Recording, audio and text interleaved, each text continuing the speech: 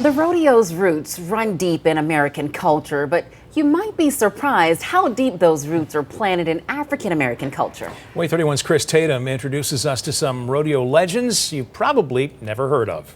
It's a sudden death, but he was 90 and a half coming in. From the deep south to the wild, wild west, I'm a country girl and I like to ride a horse. rodeo roots run deep in American culture. The bull riding Seeing how long the cowboy stays on without being thrown off. and these cattle being lassoed.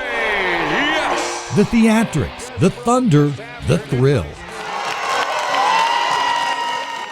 But the rodeo has another face few Americans recognize, and much of what you do know about the rodeo traces back to what you don't. I'm a cowgirl, first of all, by choice. Carolyn Carter fell in love with the rodeo 40 years ago, used to compete, now serves as general manager of the Midwest Invitational Rodeo, part of the Black Rodeo circuit that honors black men and women's rodeo roots. We do African American rodeo simply to keep our heritage alive and to show all the young little kids running around that there are black cowboys. The Midwest Invitational invites kids to compete in the rodeo, inspires them to connect with their past. Carter makes sure every show showcases legendary cowboys you probably never heard of, like Bulldogger Bill Pickett, the first black cowboy ever inducted into the Rodeo Hall of Fame.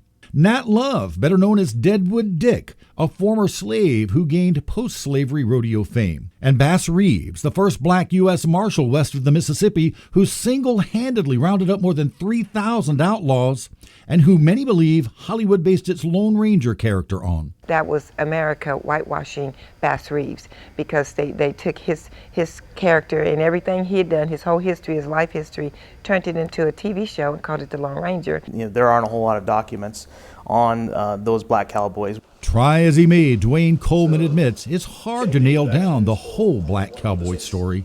He teaches black history at the University of North Alabama, believes even the phrase cowboy comes from a derogatory reference to some slaves. Calling black men boys during that time period, and kind of translated over into, instead of a cattle hand, the black men were called cowboys. Coleman claims America's earliest black cowboys were already well qualified to wear that title when they arrived on U.S. soil, that slave traders actually sought out West African herders to enslave on South Carolina cattle plantations.